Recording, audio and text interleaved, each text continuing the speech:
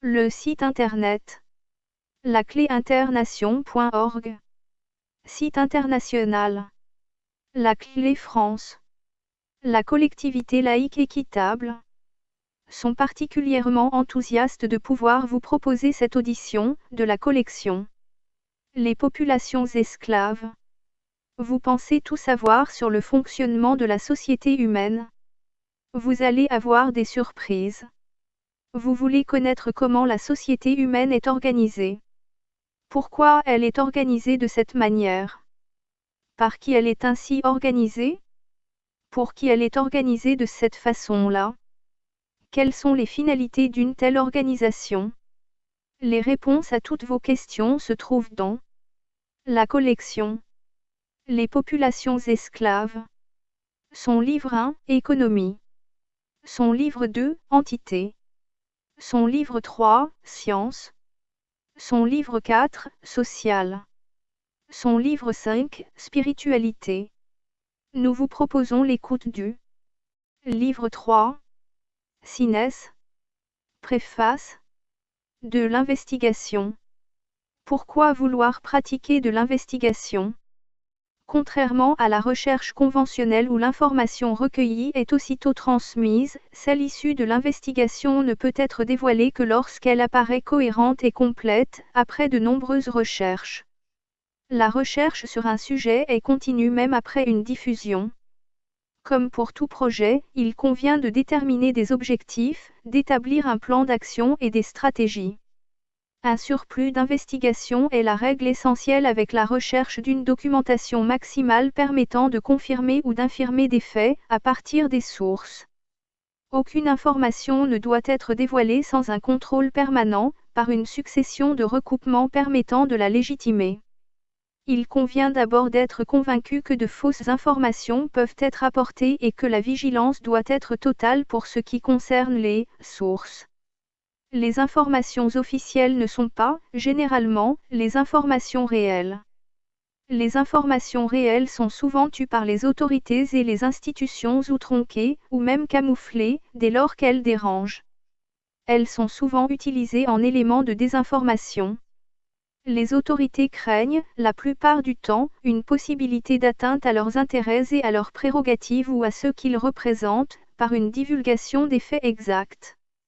Les sources d'information de l'investigation doivent provenir essentiellement de documentations indépendantes permettant une analyse par comparaison avec aussi, le cas échéant, une référence à des versions officielles. L'investigation permet de recueillir un volume de renseignements conséquent. Toutefois, les sources doivent rester secrètes. Elles sont un gage de sécurité. La structure des faits évoqués est primordiale en raison de son éventuel impact. La crédibilité pour ce modèle d'information est cruciale.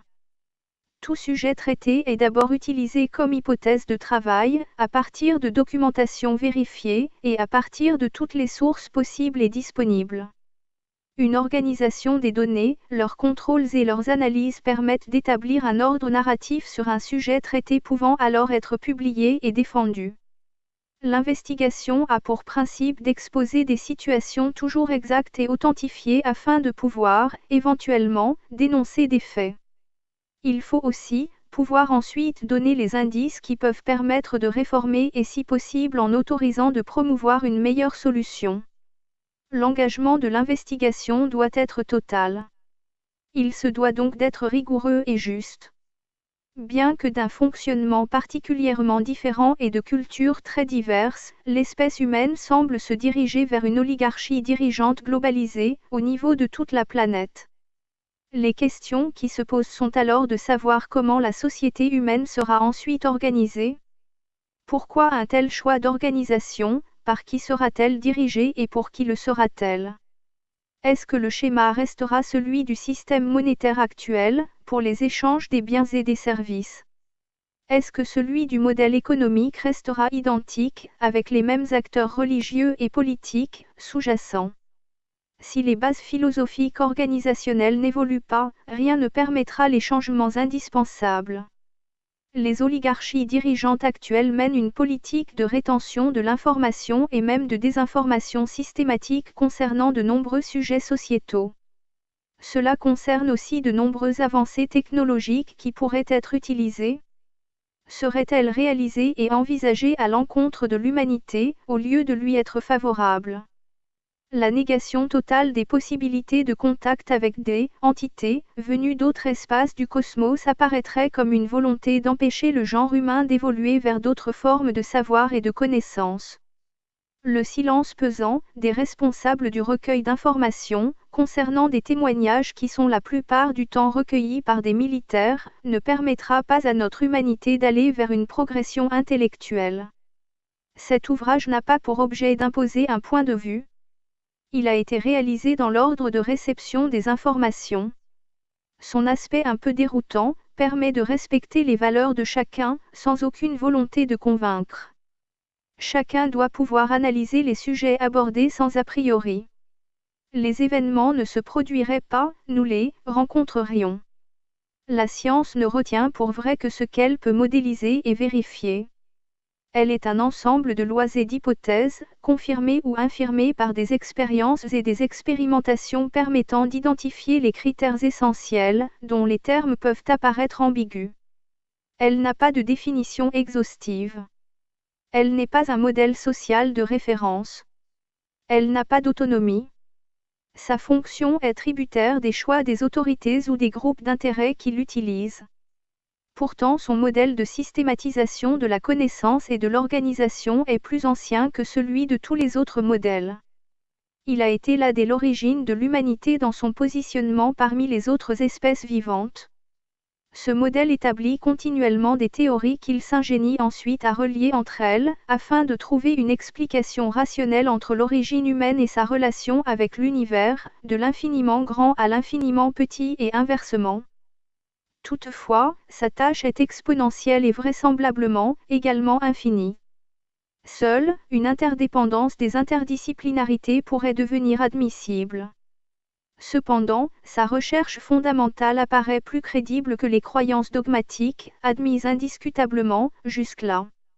Il conviendrait d'établir un pouvoir de la connaissance, malgré les valeurs aléatoires des prédictions de ces théories non conformables à un instant, pourvu qu'elles ne soient pas des spéculations. Ainsi, le modèle cosmologique décrivant le moment de la naissance de l'univers, par une explosion initiale et ensuite de son évolution expansionniste apparaît le plus en accord avec les observations de sa structure actuelle. Il en va de même pour l'évolution des espèces. L'organisation du monde du vivant, sur notre planète, s'est établie à partir d'une continuité dans l'organisation la plus simple, jusqu'à la plus complexe. Puis, dans une sélection naturelle par les mécanismes de l'environnement et des facultés d'adaptation, avec tous les bouleversements métaboliques appropriés. Bien sûr, un certain nombre de schémas seront déterminés. Chacun d'eux pourrait établir une vérité. Pourtant les modèles les plus extravagants seront peut-être les plus judicieux. La connaissance est sans doute le sujet essentiel de notre univers physique. À lui seul, il pourrait regrouper la totalité du savoir, dont toutes les espèces existant dans l'univers auraient besoin, pour pouvoir rejoindre une conscience universelle. Il y aurait une constance chez l'être humain, c'est celle de sa recherche permanente de la vérité. C'est évidemment un avantage, mais de quelle vérité s'agit-il? S'agit-il de celle qu'il voit ou de celle qu'il ne voit pas? Ou encore de celle qu'il soupçonne? Y aurait-il des vérités qui seraient totalement cachées à ces investigations? Le milieu environnemental et l'humain évoluent. L'humanité, elle-même, évolue. Leurs modèles réciproques ne permettent pas d'établir des repères sur lesquels s'appuyer pour orienter des recherches. Comment comprendre les modèles d'organisation de la société humaine, lorsqu'on ne sait pas comment est organisé son environnement? Toute la complexité de l'existence individuelle de chacun, mais aussi celle du collectif, pourrait résulter d'une méconnaissance et d'une ignorance. La recherche de la vérité passe par des observations, des analyses, des hypothèses, des théories, des expérimentations, etc. Un certain nombre de schémas peuvent être déterminés. Chacun de ces schémas doit pouvoir établir une vérité. Or, notre univers se présente comme un puzzle. Chacune des lois que nous déterminons est une des pièces de ce puzzle. Mais il suffit que les pièces adjacentes soient manquantes pour que les lois établies ne coïncident pas. Il nous est alors particulièrement difficile d'en reconstituer une réalité. Il apparaîtrait vraisemblable de devoir connaître d'abord quelles sont les raisons de notre présence sur cette planète, dans cet univers. Y aurait-il un rôle, une mission individuelle, une mission collective? L'avenir de l'humain dépendrait-il des raisons qui le contraignent à cette présence? Quel est le rapport de l'espèce humaine avec les autres espèces animales, végétales et même les minéraux? Quel peut être le rapport avec d'autres espèces, existant ailleurs dans notre galaxie et dans les autres galaxies? Quel est le rapport entre l'espèce humaine terrestre et d'autres espèces dispersées dans l'univers? Quel pourrait être le rapport entre la vie des espèces terrestres et la vie d'autres espèces extraterrestres? Il est évidemment peu vraisemblable qu'un roman puisse prétendre en donner la clé. Cependant, toute investigation peut s'avérer utile et quelquefois indispensable. Un roman présente le gros avantage de pouvoir exposer des vérités supposées, sans risque. Il convient cependant de savoir que la vérité n'est jamais bonne à dire. Qu'il est surtout interdit de l'écrire. Il est pourtant prépondérant d'être toujours en mesure de pouvoir chercher à la connaître. Une vérité romancée permet de pouvoir communiquer, sans tomber obligatoirement, dans la fiction. Simplement, il suffit de savoir décrypter, pour connaître et comprendre. Ce roman se présente également sous la forme d'un puzzle. Les pièces qui le composent y sont volontairement dispersées. Des pièces adjacentes sont évidemment manquantes. Lorsque vous entamerez la lecture de ce roman, vous serez confronté, pour le moins, à de la perplexité, si ce n'est, à un dilemme. Dès les premiers sujets abordés, vous n'aurez pas d'autre choix que de considérer, soit que tout est faux, puisqu'il s'agit d'un roman, soit que tout pourrait être vrai, justement, parce qu'il s'agit d'un roman. Un roman étant le seul moyen permettant de masquer des vérités dérangeantes. Si, dès la lecture des premiers paragraphes, vous avez un doute sur l'authenticité des faits, n'en continuez pas cette écoute ou cette lecture. Cela voudra dire que cet ouvrage n'est pas en mesure de vous concerner. Si, au contraire, vous faites le choix de continuer à lire cet ouvrage, il vous faudra alors convenir d'un impératif indiscutable, celui que des erreurs s'y seront probablement insérées. L'organisation de l'ouvrage s'articule à partir de la méthode ORD. Une première approche de chaque sujet traité a consisté à scruter, à écouter, à observer, et aussi à recouper les informations, avec le plus d'attention et de précision possible. Le second contact a consisté à analyser les éléments d'observation qui ont été recueillis, à les structurer et à réfléchir sur leurs impacts. Enfin, il est devenu prépondérant de définir un modèle de réalisation, permettant de décider d'une éventuelle action qu'il conviendrait, le cas échéant, de devoir mettre en œuvre. L'ORD, observer, réfléchir et décider, sont donc les trois éléments qui devraient permettre, à chacun de nous, d'évaluer les incidences de nos actes individuels et collectifs, provoqués ou subis. Une redondance est apparue indispensable dans le traitement de certains sujets, difficilement compréhensibles par une seule approche. D'autres sujets ont été volontairement morcelés, à cause de leur rigueur d'accès.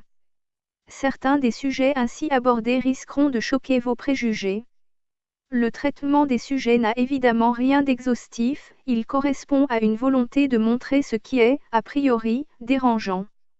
C'est volontairement qu'aucune logique dans le traitement des sujets abordés n'ait été agencée. Il est apparu indispensable et honnête de ne pas respecter une quelconque logique de construction. Chacun doit être en mesure d'établir son opinion, sans l'ajout d'une influence extérieure. C'est au contraire, à partir de cette prospective que doit se réaliser, pour chaque lecteur, un niveau de recherche complémentaire et souhaitable pour comprendre, réfléchir et peut-être décider. Nul n'est en mesure de détenir la vérité. Chacun d'entre nous ne détient que sa vérité. Nul n'a donc le droit d'imposer sa vérité aux autres. Chacun doit pouvoir définir sa stratégie, en fonction de son niveau de connaissance, de son niveau d'analyse et de son niveau de synthétisation. Aucune personne ni organisation n'a le droit de décider pour les autres. L'écriture en général et d'un roman en particulier est un moyen, parmi d'autres, d'analyser et de transmettre de l'information. Il est cependant important d'agrémenter cette information, pour la rendre mieux accessible. Toutefois, il vous faudra convenir par avance, que la devise d'un roman, consiste à ce que toute ressemblance, avec des lieux ou des personnes, ne sera que pure coïncidence. Toute la collection. Les populations esclaves est téléchargeable gratuitement, au format PDF, en lecture e-book sur le site internet lacléinternation.org. Toute cette collection est également accessible en livre broché.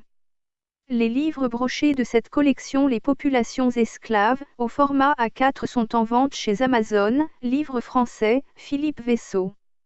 À un tarif promotionnel, actuellement, au quart du tarif en librairie.